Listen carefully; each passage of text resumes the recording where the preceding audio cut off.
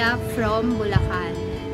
Kami ng parents ko, mga active members kami ng MFC community. So, one time, yung parents ko, nagkaroon sila ng matinding pagtatalo.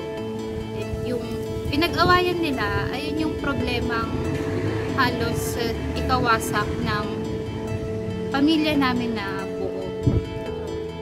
Nakakapanghina kasi yung emotional pain nanggagaling mismo sa support system ko, sa mga taong pinanghuhugutan ko ng lakas ng loob.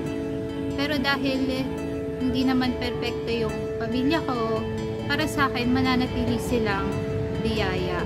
Kaya mas nanatili at mas nangibabaw pa rin sa amin yung pagmamahal at yung pagpapatawad.